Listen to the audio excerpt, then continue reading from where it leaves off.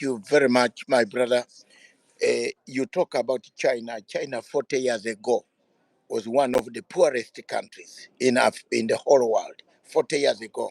The poorest. Yes, China 40 years ago had one rice scheme in my country, Uganda, where I was born. One rice scheme, and that rice scheme was feeding exactly what you have just said. 500 million people. We used to share that rice scheme. 40 years ago, China decided to go to reset itself, to go back to resetting point. It reset to factory resetting. It started looking at what can be done best. There grew opposition from the Gang of Five, Mao Zedong's, I teach politics, so I know all these things. Mao Zedong's widow ganged up with other group. They wanted to continue with the communist state. No, the moderate state came up and said, no, no, no, no, no. If we go on like this, we might not be able to be productive. We have a population. We can use the population to make sure that our population consumes what we manufacture. The biggest problem in Africa is we don't consume what we manufacture. We manufacture for export, but we don't manufacture for consumption. The things that we buy from China are surplus material. We buy surplus from China.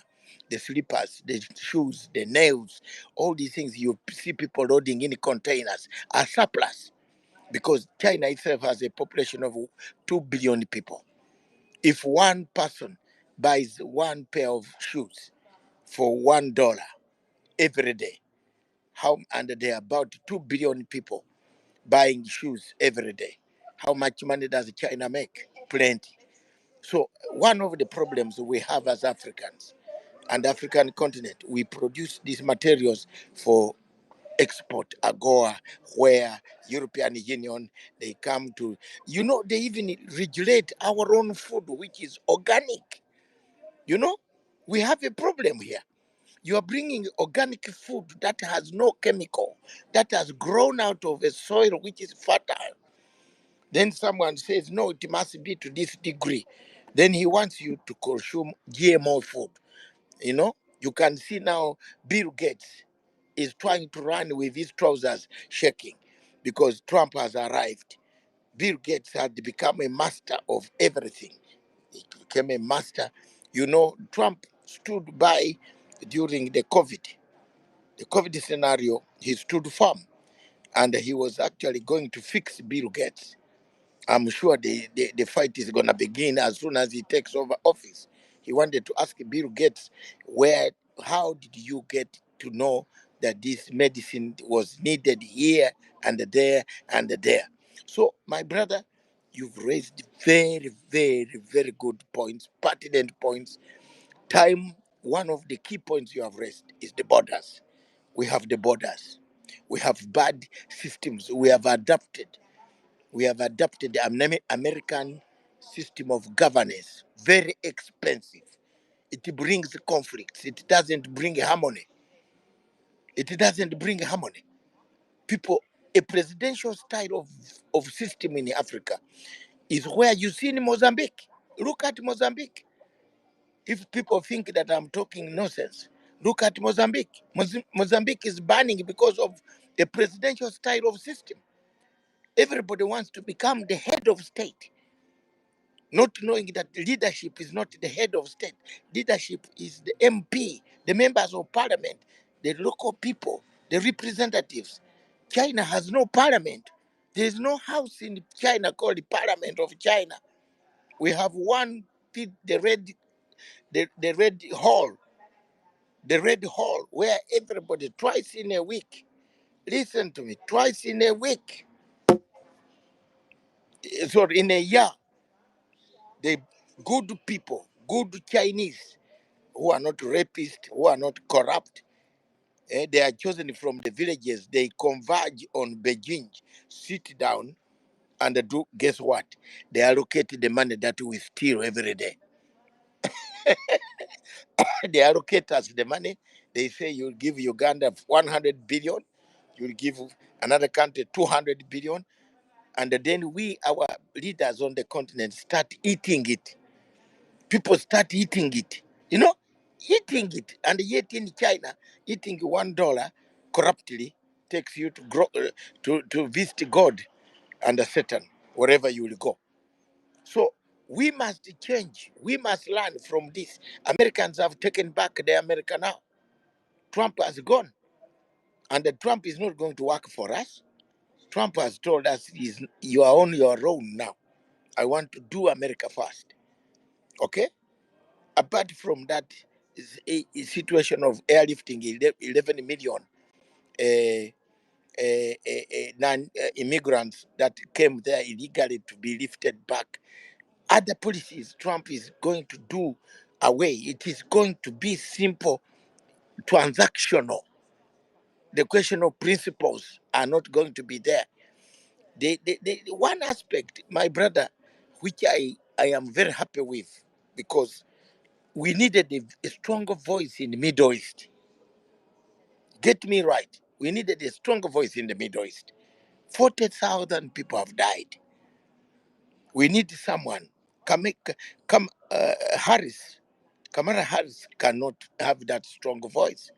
She couldn't have that commanding voice of saying, hey, I need you to stop here. And we must give Trump also a credit that when he said he was going to smash ISIS, he smashed ISIS. He smashed ISIS out of Syria. He beat them up. He actually smashed them. He smashed their ring and off they went. Obama brought ISIS. Don't forget that. Me, I have a problem to chew with Obama and Clinton. My problem with Clinton and Obama is the question they killed Muammar Gaddafi and Libya. If they did not want Muammar Gaddafi, they should have just gone for him.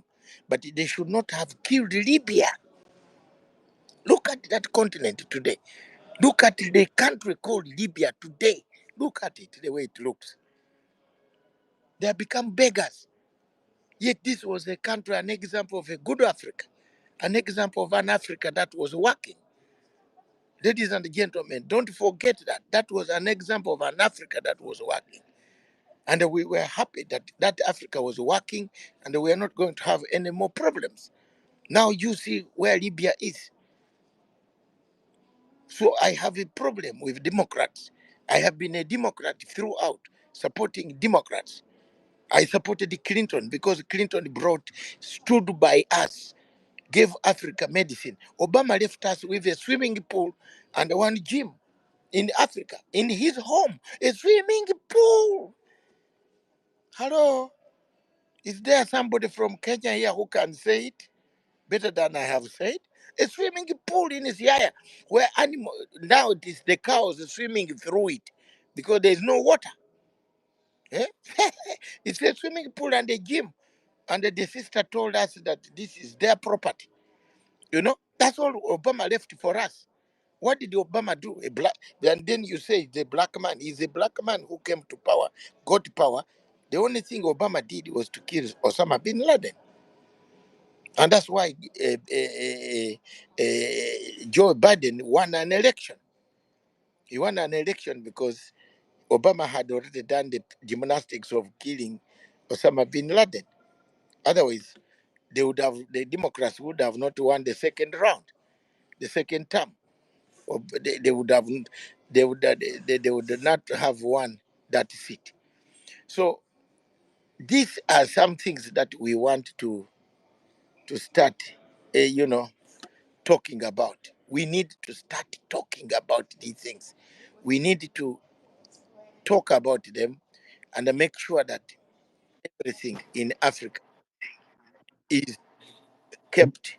And I thank you for bringing it to our attention. Thank you very much. Yes, let me. You're very welcome, my brother. And when you tell that Libya story, always remember they didn't just kill Gaddafi. They bombed the building where he kept the gold, right? He kept the gold for the currency he was trying to Yes, build for the entire continent of Africa. He recognized Gaddafi was a pragmatic man.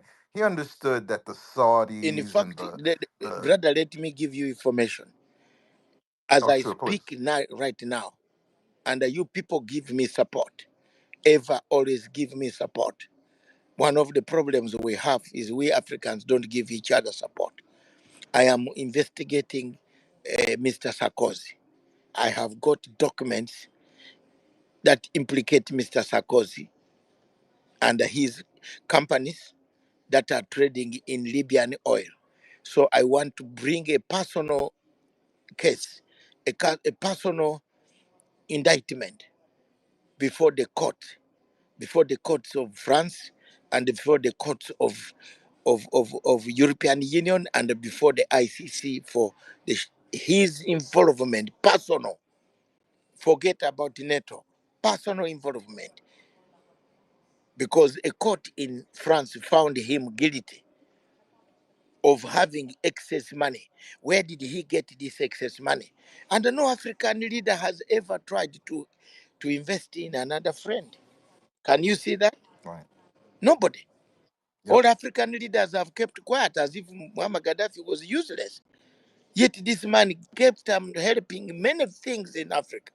So I'm the only Okay. one running around using the little resources that I have. I am not letting you down. I'm not an NGO, but I'm going to bring an application, a petition to the court to say, Mr. Sarkozy, come and explain what role you played. Don't cover yourself under Resolution 1970 of the United Nations Security Council. No, come and tell us what exactly you did.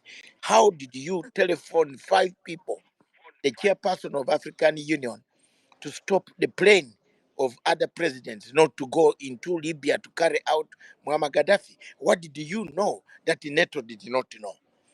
I want the world to know. So, as an investigative journalist, I've not kept quiet. Right now, as I speak, I've gathered everything I want to prosecute Mr. Sarkozy, and I'm going to label Brother. to However I can help, I'm gonna drop down from speaker, but however I can help,